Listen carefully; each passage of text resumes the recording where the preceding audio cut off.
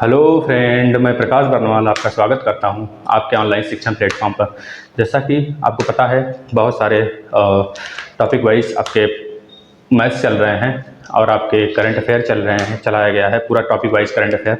हर एक चीज़ आप play list में आइए और इसको देखिए, हर एक चीज़ देखिए। उसमें आपका सारे करंट अफेयर, जैसे कि इस समय जो चर्चा में रहता है करंट, जो टॉपिक बर्निंग टॉपिक होती है, उसको हम लोग करा रहे हैं। और ज्योग्राफी का फुल सेशन चल रहा है, उसको भी आप लोग देखिए। प्लेलिस्ट में आइए और ज्योग्राफी स्टार्टिंग से लेकर आप देखिए, क्योंकि इस समय हिमालय का उत्थान वगैरह चल रहा है। आप देखेंगे तो अच्छा लगेगा आपको। अगर अच्छा लगता है तो शेयर करिएगा, सब्सक्राइब करिएगा। आज हम स्टार्ट करने वाले हैं संविधान सभा के बारे में आज स्टार्ट करेंगे। संविधान सभा कैसे बना, संविधान बनाने की जरूरत क्यों पड़ी, संविधान अंग्रेजों का जमाव, अंग्रेजों का पकड़ इंडिया पे कब बढ़ गया, कब बना। तो दो घटना हुई थी दोस्त, 1757 और 1764। 1757 से लेकर 1857 में घटना होती है। आपको पता है, आपका भगत सिंह वाला संहार होता है बहुत ज़्यादा। उसमें बहुत ज़्यादा हम लोग को जीत कह लीजिए, जीत तो मिलती ही है, ठीक है। एक तरह से हम लोग जीत जाते हैं। 1857 लगभग 200 सालों तक इंडिया पे अंग्रेज हुकूमत अपना जमाए रखते हैं। कहा जाता है 1600 में आए और 1608 वगैरह में अपना इंडस्ट्री वगैरह लगाना स्टार्ट कर देते हैं। 1608, 1612, ठीक है। इस तरह इंडस्ट्री अपना सूरत हो गया, सूरत वगैरह में हो गया, उसके बाद आपका कोच्चि में हो गया, लगाना स्टार्ट कर देते हैं लोग। उस समय आपका अकबर के बाद जहांगीर का शासन रहता है 1608 वगैरह में। अकबर के बाद जहांगीर आते हैं। अकबर जो होते हैं 1605 तक ही बने जाते हैं। 1605 के बाद 1657 तक जहांगीर रहते हैं। तो जहांगीर के शासन में अंग्रेजों का आगमन होता है अकबर के समय, लेकिन इंडस्ट्री वगैरह बनाना जहांगीर के समय स्टार्ट हो जाता है। इसी तरह कालक्रम में जब हम लोग आगे बढ़ते हैं तो देखते हैं 1757 का प्लासी की लड़ाई होती है और 1764 का बक्सर का लड़ाई। मुनरो और क्लाइव के अध्यक्षता में, या फिर उसके हेड जो रहते हैं, मुनरो और क्लाइव रहते हैं, एक एक के हेड होते हैं। तो इसमें जो 1757 की घटना होती है, उसमें इंडिया पर अपना एक तरह से कह लीजिए अपना अधिकार जमाना स्टार्ट कर दिए थे। जब 1757 की प्लासी की लड़ाई जब जीत जाते हैं अंग्रेज, तो अपना आधा से ज़्यादा अधिकार तो जमा लेते हैं उसी समय। लेकिन अगर पूछा जाता है पूरी तरीके से राजनीति में हस्तक्षेप करना, या फिर पूरी तरीके से बागडोर इंडिया का कब अंग्रेजों के हाथों में चला गया, तो बता देंगे आप। किस लड़ाई के समय चला गया, तो बता देंगे आप बक्सर की लड़ाई 1764। जिसके बाद हम लोग को पता है सारी बागडोर उनके हाथों में चली जाती है और इसके बाद पूरी इंडिया का संरचना पूरा बदल जाता है। 1764 1765 में आपका इलाहाबाद की संधि वगैरह होती है। आपको पता होगा मोहम्मद शाह उस समय अहमद शाह सेकंड मुगल उत्तर मुगल काल के उस समय इलाहाबाद के माने गवर्नर जाने जाते थे।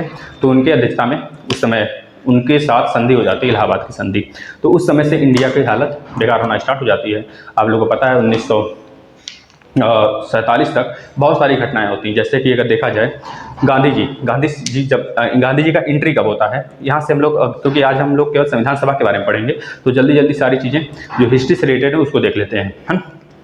तो किप्स मिशन पहले तो हम लोग देख लेते हैं इंडिया में गांधी जी की एंट्री कब होती है। तो पता है आपको 9 जनवरी 1915 को एंट्री हो जाती है। इसके बाद इन्होंने बहुत सारे घटनाएं, बहुत ज़्यादा अपना आंदोलन वगैरह किए। जैसे पहला आंदोलन है चंपारण आंदोलन 1917, जो कि आपका बिहार में पड़ता है, ठीक है, 1917। फिर उसके बाद है आपका खेड़ा है 1918, खेड़ा आंदोलन 1918। फिर इसके बाद आ जाता है इनकी 3 छोटी घटनाएं, छोटी आंदोलन है। जैसे कि 1917 में आपका हो गया, 1917 में हो गया चंपारण आंदोलन। फिर उसके बाद 1918 में हो गया, 1918 में खेड़ा आंदोलन हो गया। फिर उसके बाद आ जाता है इनका 1918 में एक और होता है अहमदाबाद मिल मजदूर। 1918 में अहमदाबाद मिल आंदोलन जो होता है, जिसमें कि टेक्सटाइल कंपनी होती है, वहाँ के मजदूर वगैरह हड़ताल कर देते हैं, भूख हड़ताल हो जाता है। तो पूछा जाता है पहली बार गांधी जी ने भूख हड़ताल कब किया था, तो अब बताएंगे अहमदाबाद मिल मजदूर 1918 में के समय। फिर इसके बाद आ जाता है खिलाफत। अब देखिए यह तीनों छोटू से आंदोलन है गांधी जी के। लेकिन अब बड़े आंदोलन जो होंगे 1920, आपको पता है 1920 का बहुत बड़ा आंदोलन, बहुत ज़्यादा मास में यह आंदोलन हुआ था, जिसके नाम असहयोग आंदोलन नाम से जाना जाता है हम लोग ना, असहयोग असहयोग असहयोग आंदोलन के नाम से जाना जाता है। फिर इसके बाद इसके पहले खिलाफत आंदोलन भी होती है, जो कि तुर्की के खिलाफों के वहाँ पे जो मुस्लिम होते हैं, खिलाफत समुदाय होता है, उन्हीं के नाम पर खिलाफत आंदोलन पड़ जाता है। ठीक है, तो यह भी याद रखेंगे। इसके पहले एक होता है 1920 में, थोड़ा से पहले 1920 में ही होता है खिलाफत आंदोलन। उसके बाद असहयोग आंदोलन हो जाता है। असहयोग आंदोलन बंद हो जाता है। कब बंद होता है इसको याद रखेंगे, कब गांधी जी इसको वापस ले लेते हैं। बाद में बहुत ज़्यादा विरोध होते हैं आईएनसी के अध्यक्ष, आईएनसी के सदस्यों का, इंडियन नेशनल कांग्रेस के सदस्यों के इन दोनों महात्मा गांधी और इंडियन नेशनल कांग्रेस के बहुत सारे सदस्यों में मतभेद हो जाता है, क्यों आप इसको बंद कर दिए। लेकिन इसके बंद करने का कारण था कि आपको पता होगा, गोरखपुर जो पुलिस थाने को जला दिया गया था, जिसमें कि लगभग 22-24 पुलिस 44 के आसपास पुलिस मारे गए थे, और यह घटना 1922 को घटी थी। ठीक है, अब इसके बाद एक अगर देखा जाए असहयोग के बाद नमक सत्याग्रह। नमक सत्याग्रह कब हुआ था याद रखेंगे, 1930 में नमक सत्याग्रह। क्विट इंडिया तो इसके बाद आता है, सबसे बड़ा वही रहता है। इसके बाद नमक आंदोलन मान लीजिए इसको, नमक सत्याग्रह या फिर नमक आंदोलन, जिसमें कि इसमें भी बहुत ज़्यादा प्रोटेस्ट हुए थे। इंडिया का सहयोग बहुत ज़्यादा, पूरे इंडिया को मास लेवल पर अपने तरफ कर लिया था गांधी जी ने, इसको भी याद रखेंगे। 1930 यह देखिए कब से कब हुआ था, 12 मार्च। ये 12 मार्च जो नमक आंदोलन हुआ था, 12 मार्च से लेकर 5 अप्रैल तक, 5 या 6 अप्रैल तक, 6 अप्रैल तक, ठीक है, 6 अप्रैल तक हुआ था। इसमें 78 लोगों के साथ गांधी जी ने अपना आंदोलन स्टार्ट किया था। बाद में लाखों लोग उनके साथ चले थे। कहाँ से किए थे, अपने आश्रम से लेकर यह दांडी मार्च, इसे दांडी मार्च के नाम से भी जानते हैं, अपने आश्रम से लेकर दांडी तक किए थे। ठीक है, यात्रा, इसको याद रखेंगे। इसके बाद क्विट इंडिया होती है। आपको पता है भारत छोड़ो आंदोलन, यह सबसे बड़ा घटना होता है इंडिया में, देखा जाए सबसे बड़ा। जब गांधी जी समझ जाते हैं, गांधी जी के समझ में आ जाता है कि अब इस तरह यह लोग नहीं जाने वाले हैं, तो गांधी जी उसी जो हम लोग का एक उग्रवादी नेता थे, जैसे कि उग्रवादी में आ जाते हैं आपके राजगुरु, सुखदेव, भगत सिंह, चंद्रशेखर आज़ाद। ठीक है, ये सब लोग उग्रवादी नेता थे। बाद में इनके पद पे बहुत पहले इनके सुभाष चंद्र बोस भी इसके अंदर आ जाते हैं, उग्रवादियों में। तो यह लोग कहते थे कि आप गांधी जी हमारे ऊपर छोड़ दीजिए, हम इसको आज़ाद करा देंगे, इंडिया को आज़ाद कराएंगे। ठीक है, लेकिन यह गांधी जी हमेशा अहिंसा के पथ पर चलते थे, हिंसा नहीं करना चाहते थे। तो इन्होंने इनका साथ देने से मना करते रहे, बीच बीच में बार बार मना करते रहे। तो इनके मना करने के बाद ये लोग बहुत दुखी होते हैं और अपना अलग से पार्टी बना लेते हैं, और अलग अलग तरीक़ों से ये लोग अपना काम करते रहते हैं, और गांधी जी इधर अपना काम करते हैं। तो बाद में गांधी जी को जो समझ में आता है कि अब इतनी सीधी या फिर सीधी उंगली से घी नहीं निकलने वाली है, इन्होंने यह स्टार्ट करते हैं, याद रखेंगे 1942, 8 अगस्त 1942, इसको अगस्त आंदोलन के नाम से भी जाना जाता है। 8 अगस्त 1942 को स्टार्ट करते हैं भारत छोड़ो आंदोलन। भारत छोड़ो आंदोलन के नाम से यह स्टार्ट होता है। आप लोग परिचित होंगे इससे। ठीक है, अब यह तो स्टार्ट हो गया। इसके बाद बहुत सारी घटनाएं होती हैं बीच में, नहीं मानते हैं फिर भी गांधी जी को अरेस्ट कर लिया जाता है बिल्कुल सुबह होते ही, और रात में यह आपका आंदोलन का एक तरह से संचार कर दिए थे गांधी जी पूरे देशवासियों में। ठीक है, तो बाद में जब गांधी जी गिरफ्तार हो जाते हैं, फिर इधर क्विट इंडिया मूवमेंट के नाम से एक आंदोलन मास पद्धति में चलने लगता है। बहुत बड़े जन समुदाय एक जुट जाती है और अपना प्रदर्शन करना स्टार्ट करती है। बहुत ज़्यादा लोग मारे काटे जाते हैं अंग्रेजों द्वारा, बहुत ज़्यादा। फिर उसके बाद धीरे धीरे करके सत्ता पार्टी बदलती है इंग्लैंड में, वहाँ पे बदलती है, और उसी का असर देखने को मिल जाता है इंडिया में। लास्ट ब्रिटिश वायसराय आप लोग याद करेंगे, माउंटबेटन। इन्हीं के नाम से एक योजना आती है, माउंटबेटन योजना, जो कि जुलाई 1946 में आती है इंडिया में। जुलाई 1946 में इंडिया में आती है, और इसमें यह लिखा रहता है कि भारत, खैर इसके पहले 26 जनवरी 1930 को भारत स्वतंत्रता दिवस मना चुका था। ठीक है, स्वतंत्रता दिवस मनाने की घोषणा कर दिया था, मनाया नहीं था, मनाने की घोषणा किया था, एक तरह से कर लीजिए मनाया भी था। लेकिन यही जुलाई 1946 को यह माउंटबेटन योजना आती है। इन लोग के बहुत ज़्यादा प्रेशर से, इंडिया वासियों को बहुत ज़्यादा प्रेशर से, और सत्ता जब चेंज होता है तो कुछ अच्छा देखने को मिल जाता है हम लोग को इंडिया में। वो माउंटबेटन योजना आता है और इसमें यह लिखा रहता है कि भारत अपना संविधान खुद बनाए। तो भारत का संविधान बनाने का प्रक्रिया इसी यहाँ से स्टार्ट होता है। तो हम लोग स्टार्ट करते हैं। देखिएगा, आप लोग बस ये याद रखिएगा, माउंटबेटन योजना में योजना आया था जिसमें भारत के संविधान बनाने की गुंजारिश की थी, या फिर कह लीजिए स्टार्ट हुआ था। माउंटबेटन योजना में यह लिखा था, जुलाई 1946 को यह योजना आई थी इंडिया में। इसके बाद लगभग 389 लोग संविधान सभा में आते हैं और यह संविधान सभा में जुड़ते हैं, लगभग 389 लोग। इसमें से भी अलग अलग समुदाय, अलग अलग जगह के लोग होते हैं, जैसे कि 292 लोग आपके अंग्रेजों के प्रांत से रहते हैं, अंग्रेजों के क्षेत्र से रहते हैं। और उसके बाद इसी में से 4 कमिश्नरी लोग होते हैं, जैसे कि और जो आपके अंग्रेजों के प्रांत से क्षेत्र से होते हैं, इसी 292, देखिए हम लिख देते हैं यहाँ पे 292 होते हैं, प्लस 4 होता है, प्लस 93 होते हैं।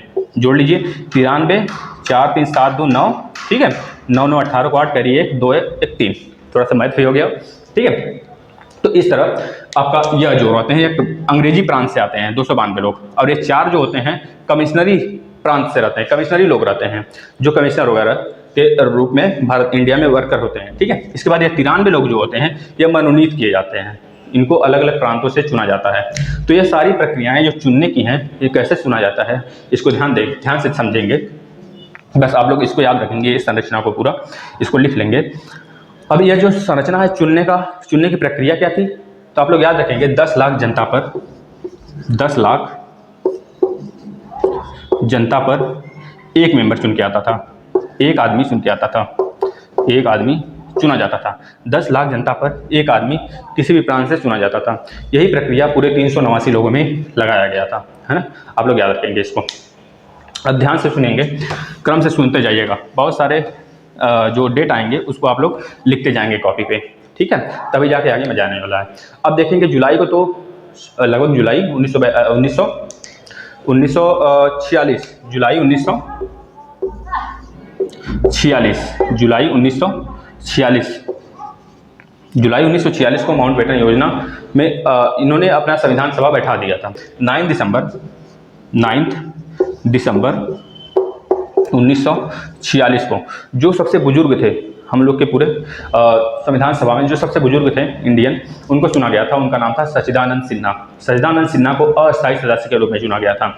इसको आप लोग कॉपी पे नोट करेंगे। उसी के जस्ट 2 दिन बाद 11 दिसंबर 1946 को, जस्ट 2 दिन बाद, देखिए 2 दिन का अंतर है, ऐसे करके याद रखेंगे तो याद हो जाएगा।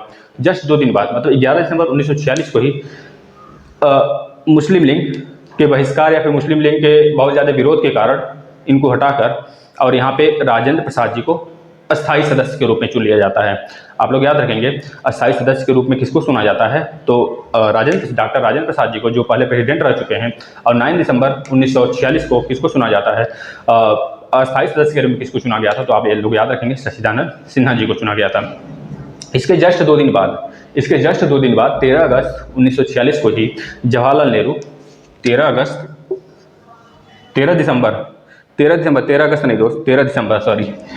दिसंबर, क्योंकि इसके जस्ट 2 दिन बाद ना, तो दिसंबर महीना चला, तो 13 दिसंबर 1946 को ही हमारे पहले प्राइम मिनिस्टर, देश के पहले प्राइम मिनिस्टर जवाहरलाल नेहरू जी ने अपना एक उद्देश्य प्रस्ताव प्रस्तुत किया सभा में। वही उद्देश्य प्रस्ताव 22 जनवरी 1946 को पारित हो जाता है। पारित होने के बाद वही प्रस्तावना के रूप में हम लोग देखते हैं कि हमारा पहला चैप्टर संविधान का प्रस्तावना है, जिसमें लिखा है हम भारत के लोग, भारत को एक स्वतंत्र, इस तरह पूरा लिखा हुआ है, अखंडता वगैरह लिखा हुआ है, जिसमें 5 अकाट्य की बात की गई है और लगभग भारत की 2 बार बातें की गई हैं। इसके बाद हम लोग उसी को समझेंगे। इस संविधान सभा के बाद हम लोग पहले प्रस्तावना को देख लेंगे, फिर उसके बाद संविधान का अनुच्छेद वगैरह स्टार्ट करेंगे, ठीक है। तो इसको आप लोग आज बस यहाँ पे संविधान सभा के बारे में बात होगी, आप लोग इसको यहाँ पे नोट कर लेंगे। 22 जनवरी 1946 को यह प्रस्तावना पारित हो जाता है, जो कि 13 दिसंबर 1946 को पेश हुआ था संविधान सभा में, है ना। ये एक प्रस्तावना के रूप में भारत के सामने, या फिर भारत का जो संविधान बनता है वह बिल्कुल फर्स्ट पेज, कंटेंट जिसे बोलते हैं हम लोग ना, किसी भी सिलेबस का कंटेंट होता है, उसी तरह एक कंटेंट के रूप में वर्क करता है, जिसको कुंजी भी बोला जाता है भारत की, या फिर भारत के संविधान की कुंजी किसको बोला जाता है, तो प्रस्तावना को बोला जाता है ना। अब आगे देखते हैं, इसी में एक संवैधानिक सलाहकार नियुक्त किया गया था। संविधान को बनाने के लिए संवैधानिक सलाहकार नियुक्त हुआ था। उनका क्या नाम था, तो आप लोग याद रखेंगे, संवैधानिक सलाहकार बी.एन. राव को नियुक्त किया गया था। ये सारी चीज़ें जितना बोला जा रहा है उसको आप लोग नोट करते रहेंगे, यहाँ से बहुत सारे क्वेश्चन बनते हैं। बी.एन. राव जी को संवैधानिक सलाहकार नियुक्त किया गया था, जो कि संविधान के बारे में सलाहकार देते थे। अब इसके बाद जब यह चीज़ हो जाता है तो 29 अगस्त 1947 को एक अभी कमेटी बताएंगे, कितने इसमें कमेटियां बनाई गई थी, लगभग आपके 13 कमेटियां बनाई गई थी। 13 संचालन समिति बना था, 13 संचालन समिति। इसके पहले हम लोग देख लेते हैं संविधान सभा में कौन कौन हिस्सा लिया था, है ना। इसके पहले देख लेते हैं संविधान सभा में, जैसे कि आपके मुस्लिम भाई थे, मुस्लिम भाई, उसके बाद सिख, उसके बाद जनरल, जैसे कि सामान्य लोग, जैसे हिंदू हो गए इसमें, और बाकी सब समुदाय हो गया, सामान्य लोग थे।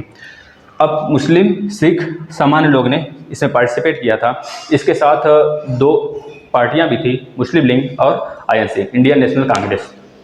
बाद में मुस्लिम लीग इसका बहिष्कार करती है। आपको पता है बाद में जब सच्चिदानंद सिन्हा को बनाया जाता है अस्थायी सदस्य के रूप में, तो उसको बहिष्कार कर दिया जाता है मुस्लिम लीग द्वारा। इसी कारण से बाद में 11 दिसंबर 1946 को अस्थायी सदस्य के रूप में डॉक्टर राजेंद्र प्रसाद जी, जो पहले प्रेसिडेंट ऑफ इंडिया रह चुके हैं, उनको बना दिया जाता है। इसी तरह आप लोग सारे डेट याद रखिए, और क्यों बहिष्कार किया गया मुस्लिम लीग द्वारा, इसको भी याद रखेंगे। आपको पता है मुस्लिम लीग बहुत ज़्यादा नाराज रहती थी, बहुत ज़्यादा गुस्से में रहती थी आईएनसी को लेकर, क्योंकि उसको पूरा सत्ता चाहिए था, या फिर उसको कह लीजिए एक अलग देश के रूप में, पाकिस्तान के रूप में चाहिए था, है ना। तो इसके बारे में भी अभी चर्चा करते हैं। इसके बाद हम लोग याद कर लिए, इसके बाद समिति देख लेते हैं। समिति नहीं तो पहले एक पूरी अच्छी तरीके से देख लेते हैं। अब देखिए डॉक्टर भीमराव अम्बेडकर जी, आपको याद होगा, चलिए पहले समिति देख लेते हैं। लगभग 13 समितियाँ, कितनी समितियाँ, 13 समितियाँ संविधान सभा द्वारा बनाया गया था। इस 13 समितियाँ क्यों बनाया गया था, इसलिए बनाया गया था कि इस 13 समितियों के लोग अलग अलग चुने जाएं 13 समिति में, और अलग अलग उनका कार्यभार हो, जिससे कि सुचारू ढंग से संविधान सभा बन सके, जिसमें कोई भी लापरवाही ना हो। क्योंकि एक बहुत बड़ा संविधान बनने जा रहा था। जैसा कि आपको पता है सबसे बड़ा इस समय देखा जाए तो आपका संविधान किस देश का है, तो आप बताएंगे भारत देश का है। सबसे पहले संविधान किसका बना था, तो आप बताएंगे यूएसए का बना था। और सबसे बोला जाता है अलिखित संविधान किसका है, तो ब्रिटेन का बता देंगे, अलिखित संविधान है। तो आपको पता है कि भारत का सबसे बड़ा लोकतंत्र, भारत एक सबसे बड़ा लोकतंत्र है, तो इस तरह तो संविधान बन नहीं सकता। लगभग 2 वर्ष 11 महीने 11 मंथ 18 दिन, इतनी पूरे घटना में यह जाके आपका लगभग 3 साल में 2 साल 11 महीने 18 दिन में संविधान बन के तैयार हुआ था। धीरे धीरे कर इसमें कहीं से कुछ चीज़ें लिया जा रहा था, किसी देश से कुछ चीज़ लिया जा रहा था, ठीक, जैसे कि मौलिक अधिकार वैसे से ले लिया गया, मूल कर्तव्य आपका ले लिया गया, रूस से ले लिया गया, ठीक है। इस तरह आपका कुछ थोड़ी थोड़ी चीज़ें, संविधान संशोधन लिया गया कहीं से, कुछ हर चीज़ें इसके बारे में चर्चा करेंगे। कौन सा स्रोत भारत का कहाँ से क्या क्या लिया गया है, कौन कौन से स्रोत लिए गए हैं, ठीक है। अब देख लेते हैं, यहाँ पे 13 समितियाँ थी। इस 13 समितियों में कुछ समितियों की बात कर लेते हैं हम लोग। देखते हैं पहला संचालन समिति, संचालन समिति देख लेते हैं। संचालन समितियाँ, है ना। अब देखते हैं संचालन समिति के हेड कौन थे, पूछा जाता है। तो पहला जो था संचालन समिति के अध्यक्ष आपके प्रेसिडेंट ही थे, डॉक्टर राजेंद्र प्रसाद जी। इनको संचालन समिति का अध्यक्ष बनाया गया था। इसके बाद आपका जो 3-4 समिति की, पूरी समिति की बात नहीं करेंगे यहाँ पे, 3-4 समिति जो इंपॉर्टेंट है उसके लिए बात कर लेंगे, ठीक है। प्रांतीय समिति से बोला जाता है, प्रांतीय समिति के जो हेड बनाए गए थे, आपको पता होगा हमारे वल्लभ भाई पटेल जी बहुत ज़्यादा मेहनत किए हैं सारे देश को एक माला में गुंथने का। क्योंकि आपको पता है जब पाकिस्तान आज़ाद हो रहा था, 14 अगस्त की रात को लगभग 12 बजे पाकिस्तान आज़ाद होता है, तो उस समय पूरी बहुत सारी मतलब कि संसद के मेंबर भी बढ़ जाते हैं, उसके बारे में बताते हैं। ठीक है। तो प्रांतीय समिति के अगर पूछा जाता है हेड कौन थे तो आप बता देंगे पहले हमारे इसके बारे में जान लीजिए। वल्लभ भाई पटेल जी ने बहुत सारे काम किए हैं।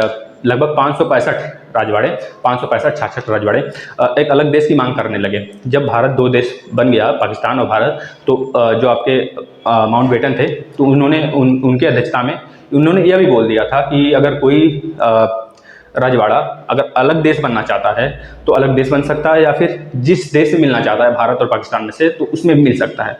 तो इन लोग के मन में लड्डू फूट गया। ये लोग सोचे कि जब अपना अलग देश होगा तो क्या बात होगी, अलग देश हो जाएगा तो उसमें मजा ही होगा, अपनी सेना होगी, अपनी कार्यकाल होगा, अपना कानून होगा, मतलब सब कुछ उनके अनुसार चलेगा। तो इसमें उनके लिए बहुत ज़्यादा अच्छा मौका था। इस वजह से वो लोग अपना मांग करने लगे अलग अलग देश का। तो बाद में आपके वल्लभ भाई पटेल जी द्वारा इसको नाकाम कर दिया जाता है, और उन सब रजवाड़ों को, कहानी पढ़ेंगे आप लोग, तो उन सब रजवाड़ों को किसी भी तरह, किसी भी हाल में बंदूक के नोक पर या फिर सुलह पर, सलाह समिति पर, किसी भी तरह मना कर उनको भारत में मिला लिया जाता है।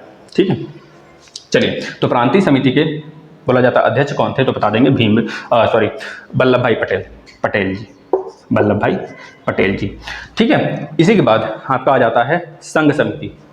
संघ समिति आपको पता है किसी भी संघ का जो हेड करता है वो हमारा पीएम ही करता है। तो संघ समिति के अध्यक्ष के रूप में पहले पीएम भारत के जवाहरलाल नेहरू जी इसकी अध्यक्षता कर रहे थे। जवाहरलाल नेहरू जी, इसको भी आप याद रखेंगे। फिर इसके बाद प्रारूप समिति के अध्यक्ष। अब यहीं से क्वेश्चन बनता है कि हमारे संविधान के निर्मात्री किसको माना जाता है, तो भीमराव अम्बेडकर जी को माना जाता है। इसको याद रखेंगे। बहुत सारे बच्चे क्या करते हैं, अगर पूछा जाता है उनसे अस्थायी सदस्य के रूप में किसको चुना गया तो बता जाते हैं सच्चिदानंद सिन्हा जी को चुना गया। लेकिन उसी जगह पूछा जाता है 11 दिसंबर 1946 को अस्थायी सदस्य के रूप में किसको चुना जाता है, तो वो भी बता देते हैं कि राजेंद्र प्रसाद जी को चुना गया। या फिर कन्फ्यूजन हो जाता है बहुत सारे बच्चों में इन्हीं दोनों में, तो बता दे जाते हैं कि इसके अध्यक्ष के रूप में या फिर इसका अस्थायी सदस्य के रूप में भीमराव अम्बेडकर जी को चुना गया। तो यहाँ पे गलतियाँ नहीं करना है, हमको याद रखना है। जो आपका प्रारूप समिति बनी थी, प्रारूप समिति ऊपर लिख देते हैं, प्रारूप समिति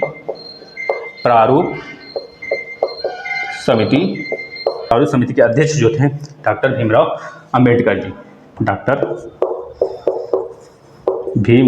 भीमराव जी थे। इसको याद रखेंगे, भीमराव अम्बेडकर जी थे। इन्हों को माना जाता है कि आप लोग को पता होगा पूरे पहले पेज पर जो संविधान का बुक है हम लोग का, जो आपके संसद में रखा हुआ है। अब एक चीज़ और याद रखिए, यहाँ से संविधान का जो बुक है आपका, उस पर क्यों कचरा नहीं जमता है या फिर वो क्यों खराब नहीं होता है उसके पन्ने, तो उसको हीलियम गैस में रखा गया है, हीलियम के जार में रखा गया है। इस वजह से आज तक वह सुरक्षित है और आगे भी सुरक्षित रहेगा, है ना। तो आप लोग याद रखेंगे प्रारूप समिति के अध्यक्ष के रूप में डॉक्टर भीमराव अम्बेडकर जी को चुना गया है। यही प्रारूप समिति में 7 मेंबर थे जिनके हेड करते थे आपके भीमराव अम्बेडकर जी। ठीक है। प्रारूप में यही कि संविधान आपका कैसे बनेगा, इसका निर्मात्री कैसे होगा आपका, अगर देखा जाए संघ अब भाग है ना, भाग आपका अभी बताते हैं सब। चलिए इसको देखिए, आप लोग इसको नोट कर लिए होंगे। अब यहाँ पे कुछ चीज़ें हैं छूट जाती हैं बच्चों से, उसके बारे में चर्चा कर लेते हैं, ध्यान से देखेंगे आप लोग, है ना।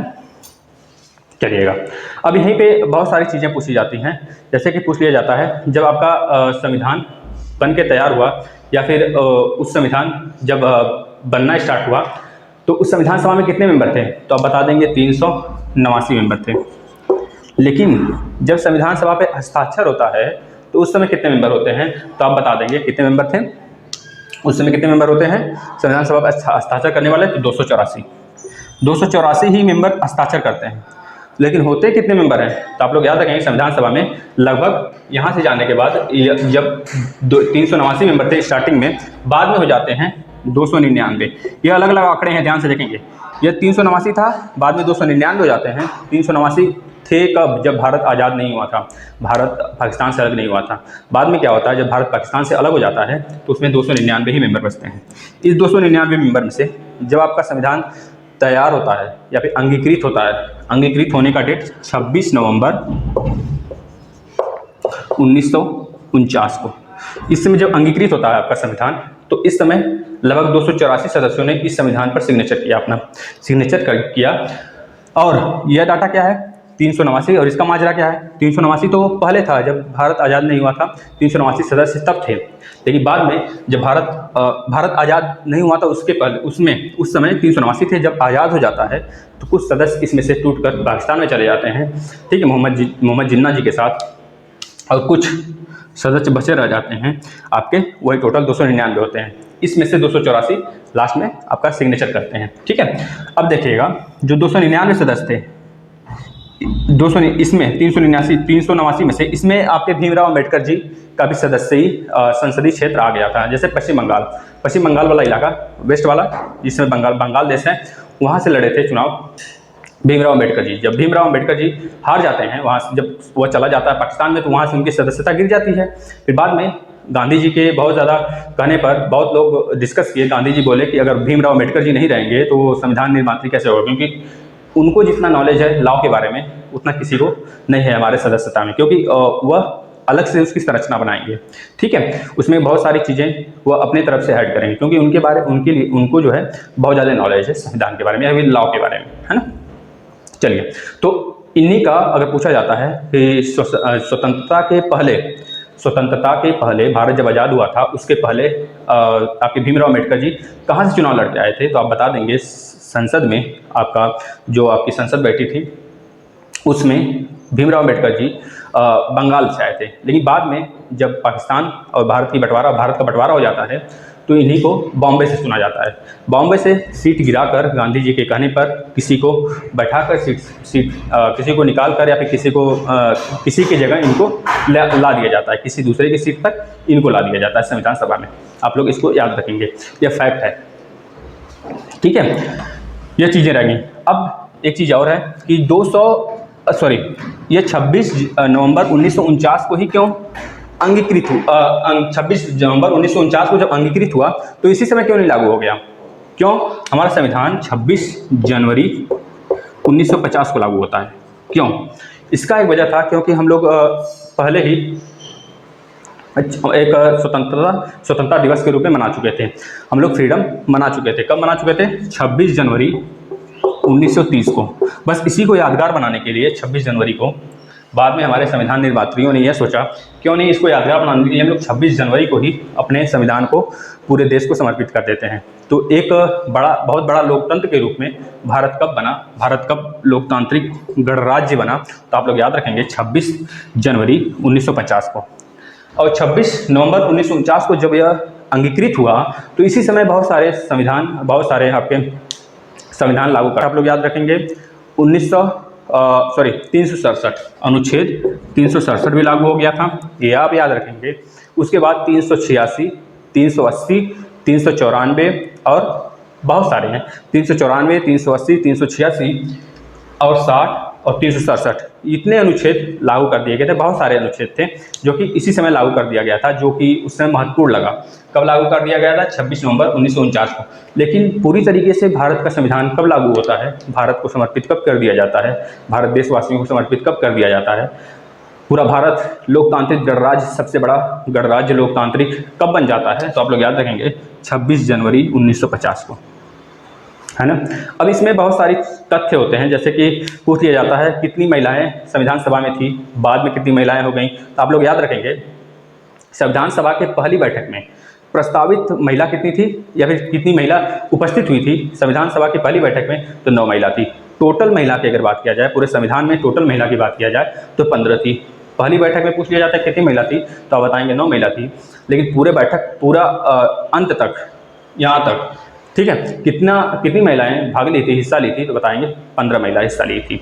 अब इसमें कुछ अलग अलग लोग, जैसे कि चर्चिल ने संविधान सभा को क्या बोला था, संविधान सभा को यह बोला था कि एक जाति का सभा बोला जाता है ना, एक जाति का सभा पूछा जाता है कि उस समय एक जाति का सभा किसने बोला था, तो आप लोग बताएंगे चर्चिल ने हमारे संविधान सभा को बोला था एक जाति की सभा, क्योंकि वह लोग यही हम लोग में लड़ाई करवाना चाहते थे। एक तरह से कह लीजिए हिंदू मुस्लिम लड़ाई इन्हीं की वजह से स्टार्ट हुआ, ठीक है। बहुत सारे जो जाति की लड़ाइयाँ थी इन्हीं की वजह से स्टार्ट हुआ, ठीक है। आपको पता होगा मुस्लिम लीग 1907 में एक अलग सा अपना पार्टी बनाया था, तो इन्हीं लोग के बदौलत, इन्हीं लोग के झगड़ा प्रसाद की बदौलत, ठीक है, उनको एक अलग चुनाव क्षेत्र भी दे दिया गया था 1909 में। आपको पता है 1909 में एक कानून बन के आया था, जिसको हम लोग जानते हैं कौन से कानून के नाम पे जानते हैं, चुनाव लड़ने का मोहलत, एक तरह से चुनाव क्षेत्र दे दिया गया था, बस इतना याद रखेंगे। अब ये देखिए, चर्चिल ने हमारे चुनाव सभा को, हमारे संसद सभा को क्या बोला था, हमारे जो संविधान सभा बैठी थी उसको किस नाम से पुकारा था, पूछा जाता है, तो आप बोलेंगे एक जाति की सभा। एक जाति की सभा किसने बोला था, कौन से अंग्रेज ने बोला था, तो आप बताएंगे चर्चिल ने बोला था।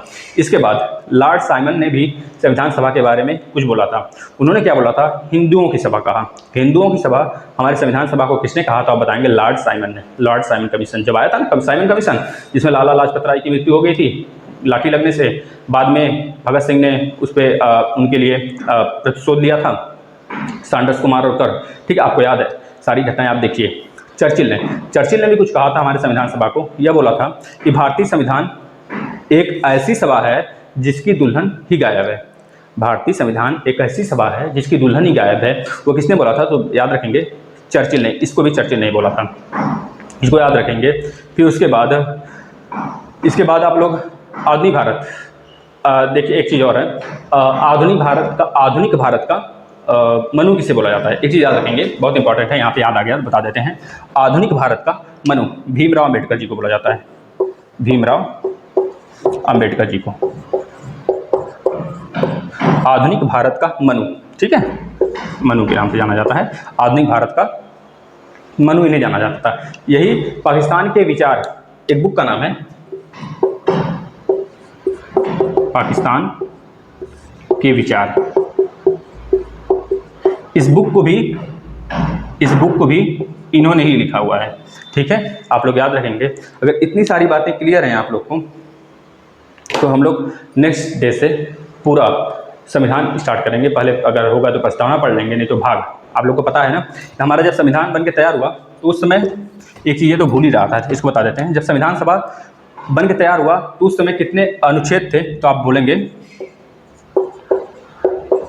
अनुच्छेद 395 थे। बाद में अब संशोधन वगैरह हो गया। आपको पता है पहला संशोधन लोकसभा से स्टार्ट होता है, लोकसभा से पारित होता है, राज्यसभा जाता है। अगर बहुत बड़ा बिल है तो राज्यों के विधान लेजिस्लेटिव असेंबली में आता है, वहाँ से पारित होकर फिर चला जाता है प्रेसिडेंट के आते हैं। प्रेसिडेंट पे मोहर लगने के बाद वो बन जाता है, आपका साइन वगैरह होने के बाद प्रेसिडेंट का वो बन जाता है एक्ट के रूप में, ठीक है। तो बहुत सारे, इस समय लगभग 495 500 के आसपास में अनुच्छेद हो चुके हैं, अगर टोटल देखा जाए क ख ग सब मिला के जो संशोधन हुआ है, ठीक है। लगभग 123 संशोधन हो चुका है, ठीक है, 124 संशोधन हो चुका है इंडिया में अब तक। अब अनुच्छेद 395 है, थे कब, जब संविधान बन के तैयार हुआ था 26 नवंबर 1949 को। अब इसके बाद भाग पूछा जाता है, भाग कितने थे, भाग बता देंगे 22 थे, जिसमें आपका पहला है राज्य संगठन के बारे में बात किया जाता है, दूसरा नागरिकता के बारे में, तीसरा मूल अधिकार के बारे में, चौथा डीपीएसपी है, फिर चौथे के क में आपका आ जाता है मूल कर्तव्य आ जाता है। इस तरह बहुत सारे हैं, ठीक है, हम लोग देखेंगे। इसके बाद